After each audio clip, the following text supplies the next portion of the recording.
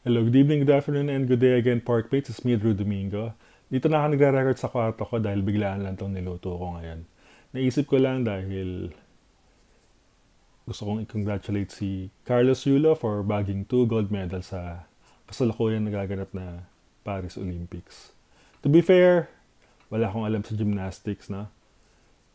Push-up nga, hirap ako eh. Gymnastics pa kaya. Pero I can imagine kung gaano kahirap yung pinagdadaanan niya bago niya makuha yung 2 gold medals, kaya hindi ganun kadali yun. For sure, meron niyang special diet para ma-maintain niya yung weight niya, and then mga rehab, papagaling pa yan ng mga nasugatan yan for sure bago manalo ng gold. And siguro may mga psychologists pa yan para ma-overcome niya yung mga pressure na kailangan niyang i-handle sa Pilipinas. Lalo na sa atin growing up, ang hirap nun. Ang daming pressure, lalo na yung gymnastics, hindi naman siya yung #1 sport sa atin. At wala rin naman ako kilalang lalaking nag-gymnast, kundi siya lang. So, for sure, maraming nang asar dyan ng mga kasabayan niya lumalaki. Bukod doon, syempre, mayroon pang family sa mga tita-tita, tito-tito. Lalo na tito siguro dahil lalaki siya. Sabi, ano ba yung sports mo? Ba't di ka na mag-jolin?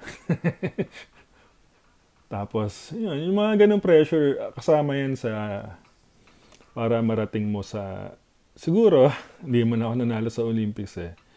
Anyway, ang nakakatawa rin sa ganitong event ay nagsasama-sama, nagtitipon-tipon tayo, lalo na sa SOCMED, at sabay-sabay hinahanap kung ano ba talaga nangyari sa nanay niya at kay Carlos Yulo, no?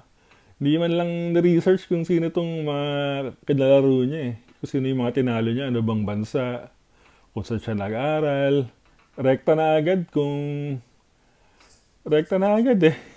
Ano bang kinuha ng nanay niya, yung mga ganon. Iba nga nilagay pa Carlo eh. Hindi man lang ni-research kung Carlos o Carlo yung tunay na pangalan. Pero ang nakakatawa, meron din namang mga sincere na nag-congratulate din sa kanya. Lumabas na naman yung hashtag na Pinoy Pride. Kaya today, here is my Pinoy Fried, and panoorin nyo kung paano ako niluto. Lalamasin ko ang manok sa paminta, asin, garlic powder, suka at chicken stock for at least 1 minute para manuot hanggang sa kaloob-looban ng manok yung timpla. Tapos imamarinate ko to ng overnight. At dahil galing sa fridge ang manok, i-drain ko to at hihintayin kong mag-room temperature bago ko to iprito. Itapon nyo na yung pinagbabaran dahil hindi yan ginagawang sauce, puno yan ng salmonella. So habang naghihintay ako sa manok, i-ready ko na yung breading. Mind-blowing yung recipe ko ng breading, lalo na kung bago ka palang nagluluto. Yung iba, egg ang ginagamit pero ako, icy water.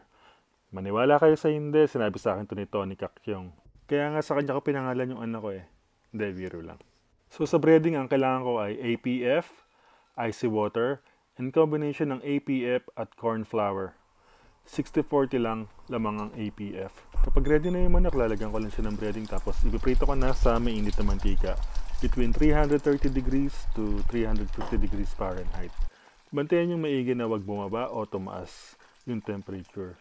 For at least 15 minutes to lulutuin. I mean, exactly 15 minutes. Tapos, ire-rest lang ng 5 minutes. Kung gagamit naman kayo ng breast or chicken wings, ang pagluto nito ay 12 minutes lang. At ito, mabilis ang gravy lang. Kailangan ko lang ng salt-reduced chicken stock, 1 cup, 2 tablespoon ng APF. Kung wala kayong chicken stock, pwede naman sabaw ng nilaga o ng tinola. Tapos, tutunawin ko lang at iinit. Habang umiinit siya, lalagyan ko na din ng madaming paminta, unsalted butter at light soy sauce para kumulay.